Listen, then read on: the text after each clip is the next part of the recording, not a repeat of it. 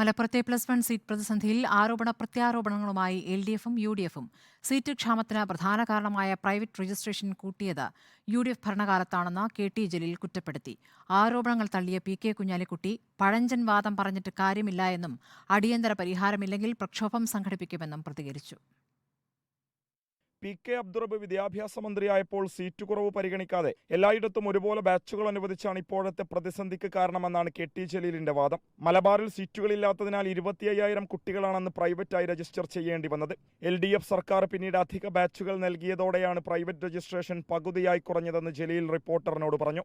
അബ്ദുറബ് വിദ്യാഭ്യാസ മന്ത്രിയായിരുന്ന 2015-16 അധ്യയന വർഷത്തിൽ 25,000-ലധികമായിരുന്നു ഇവിടെ നിന്ന് സ്കൂൾ കേരളയിൽ രജിസ്റ്റർ ചെയ്ത കുട്ടികളുടെ എണ്ണം.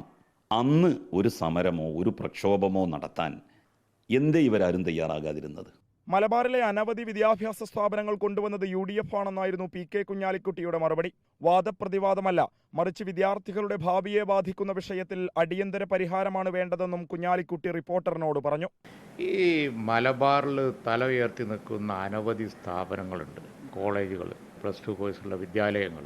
അതൊക്കെ ആരുടെ കാലത്ത് അനുവദിച്ചാന്നൊന്ന് റിസർച്ച് ചെയ്താൽ മതി. മുഴുവൻ UDF കൊടുത്തതാണ്. ഇപ്പോൾ കൊല്ലം കുറേ ആയില്ലേ LDF വന്നിട്ട്. 7 കൊല്ലം മുമ്പ് ലീഗ് ഉത്തരവാദിയാണ് എന്ന് പറഞ്ഞുകൊണ്ടിരിക്കലാണോ റെസ്പോൺസിബിലിറ്റി? ഭരണം കയ്യിലില്ലേ? മുഴുവൻ A+ ലഭിച്ച വിദ്യാർത്ഥികൾക്ക് പോലും മലപ്പുറത്ത് +1 സീറ്റ് ലഭിക്കില്ല എന്നുള്ളതാണ് കണക്കുകൾ തെളിയിക്കുന്നത്. രാഷ്ട്രീയ പാർട്ടികളുടെ വാദപ്രതിവാദങ്ങൾക്കപ്പുറത്ത് വിദ്യാർത്ഥികളുടെയും അധ്യാപകരുടെയും രക്ഷിതാക്കളുടെയും ആശങ്കയ്ക്ക് ആര് പരിഹാരം കണ്ടെത്തുമെന്ന ചോദ്യമാണ് ബാക്കി.